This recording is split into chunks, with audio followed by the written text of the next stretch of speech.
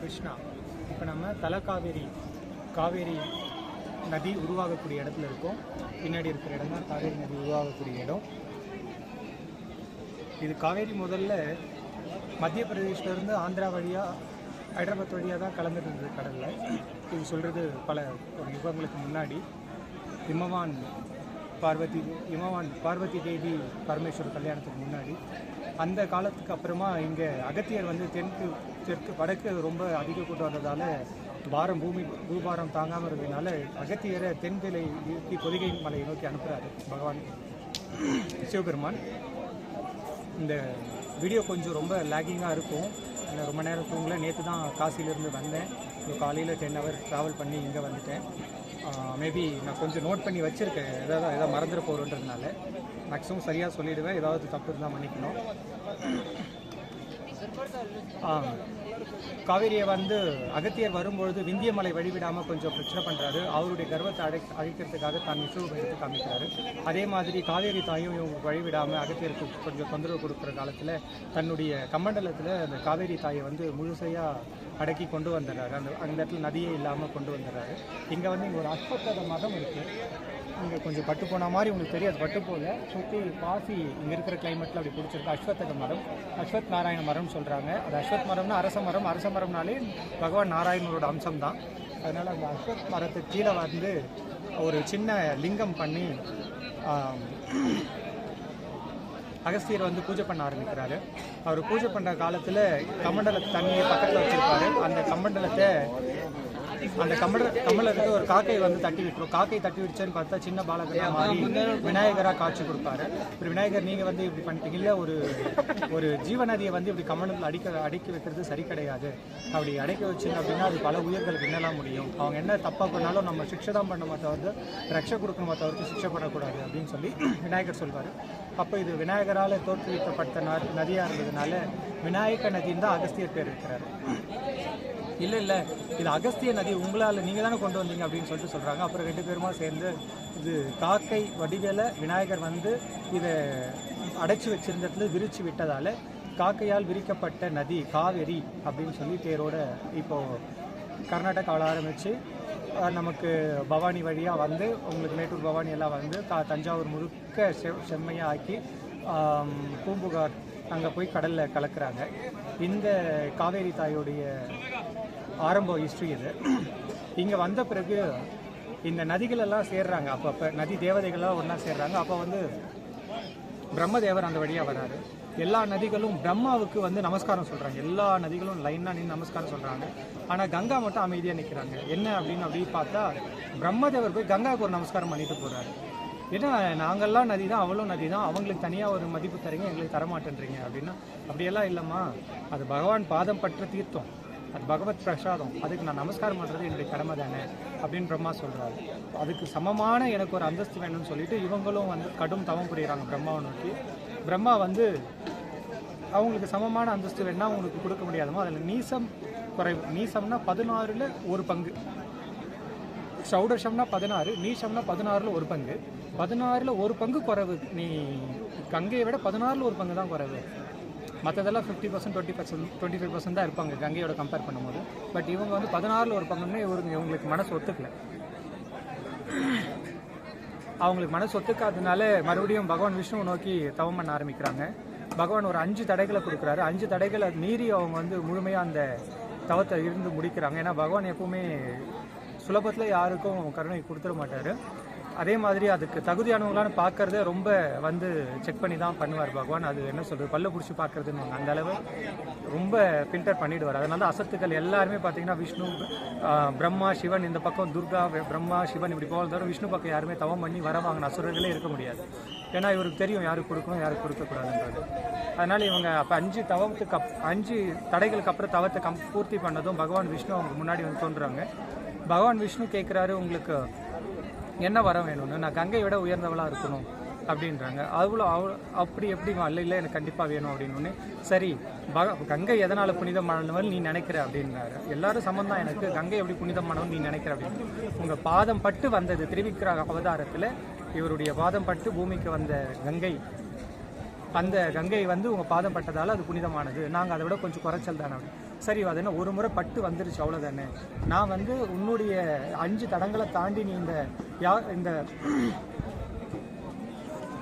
தவத்தை முடிச்சிருக்கிறதுனால உங்களுக்கு 5 இடத்துல என்னுடைய பாதத்தை நித்தியமாக உங்களுக்கு வந்து கொடுக்குறேன் அப்படின்னு சொல்லிட்டு பகவான் அவங்களுக்கு ஒரு ஆசீர்வாதி செல்கிறார். அதுக்கப்புறம் காலங்கள் வருது. அந்தந்த காலங்களில் ஒவ்வொரு இடத்துல வரார். முதல்ல ஸ்ரீரங்கப்பட்டினம், இங்கே மைசூர் பக்கத்தில் இருக்குது. இங்கேருந்து ஒரு 300-400 கிலோமீட்டரில் இருக்குது. இங்கேருந்து ஒரு 150-200 கிலோமீட்டர் இருக்குது. ஸ்ரீரங்கப்பட்டினம் முதல் ரங்கம், பஞ்சரங்க கஷேத்திரம் சொல்லுவாங்க. முதல் ரங்கம் ஸ்ரீரங்கப்பட்டினம். 2வது ரங்கம் ஸ்ரீரங்கம், திருச்சியில் இருக்கக்கூடிய ஸ்ரீரங்கம். அம்மா மண்டபம், வடதிருக்காவேரி தென்திருக்காவேரி, அங்கே பகவானோட தலைமை காலில் தடவிட்டு அம்மா போகிறாங்க. அடுத்த ரங்கம் வந்து அப்பால ரங்கம், அப்பா கொடுத்தான், அங்கேயும் பகவானுடைய பாதத்தை தடவிட்டே போகிறாங்க. அடுத்து இருக்கக்கூடியது ஷாரங்கம், ஷாரங்கபாணி கோயில் கும்பகோணம். 4வது ரங்கம், அங்கேயும் பகவானோட பாதத்து, அங்கேயும் பகவான் கூடவே இருக்கிறாங்க. உள்ளவே காவேரி மாதா இருக்கிறாங்க. இங்கே நான் சொல்லக்கூடிய எல்லா கோயிலுமே காவேரி தாயார்ன்ற விக்கிரகம் வந்து பகவானுடைய மூலஸ்தானத்திலே இருப்பாங்க. ஸ்ரீரங்கப்பட்டினத்தை தவிர்த்து மீதி 4 கோயிலுமே திவ்ய தேசங்கள், 108 திவ்ய தேசங்கள் வரக்கூடிய திவ்ய தேசங்கள். கடைசி ரங்கம் அப்பால ரங்கம், பரிமள ரங்கநாத பெருமாள் மயிலாடுதுறை கிட்ட இருக்காங்க. அங்கே வந்து பரிமளம் அடைகிறாங்க, அதாவது கம்ப்ளீட் ஆகுறாங்க. 5 இடத்துல பகவானோட பாதம் நித்தியமாக, ஒரு முறை பட்டெல்லாம் போல நித்தியமாக பகவானோட பாத சேவையை இந்த அம்மா பண்ணிகிட்டே இருக்காங்க. ஸ்கந்த புராணத்தில் காவேரி மகாத்மியம்ன்ற சாப்டரில் சொல்லும் போது சொல்கிறாங்க,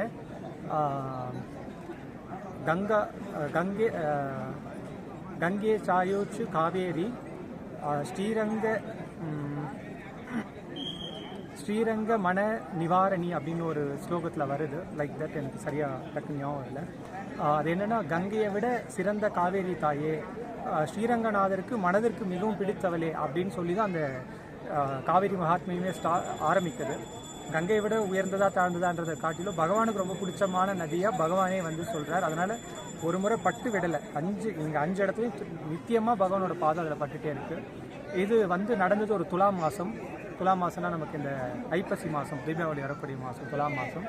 இந்த மாதத்தில் தான் இது நடக்குது. இது நடந்த கொஞ்சம் காலங்களில் கங்கா யமுனா சரஸ்வதி 3 பேரும் போயிட்டு பகவானை நோக்கி பிரார்த்தனை பண்ணுறாங்க. பகவான் விஷ்ணு அவங்களுக்கு காட்சி கொடுக்குறார்.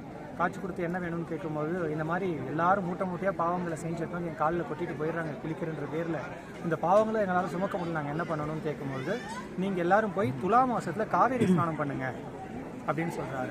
என்ன விஷயம்னா, இல்லை அது என்னுடைய பாதம் தொட்டு போகுது, அதனால் அதில் பண்ணுங்கள், உங்கள் பாவங்களெல்லாம் நீங்கள் உங்ககிட்ட எத்தனை பேர் எந்த பாவம் கொண்டு வந்தாலும் துலா மாதன்றது என்னென்னா, துலா தராசு மாதிரி இருக்கும், அது ஈவனாக இருக்கும். இந்த மாதம் பார்த்திங்கன்னா காலையில் சரியாக 6 மணிக்கு சூரியன் உதிக்கும், சரியாக சாயந்தரம் 6 மணிக்கு சூரியன் மறையும், எல்லாமே சமமாக நடக்கக்கூடிய காலம். அதனால் இந்த மாதத்துக்கு பேர் துலா மாதம். நம்ம ஐப்பசி மாதம் சொல்கிறோம் தமிழில். இந்த மாதங்களில் நீங்கள் போய் உங்களுடைய கணக்கை சரி பண்ணிட்டு வந்துருங்கன்னு சொல்லிட்டு பகவான் சொல்கிறார்.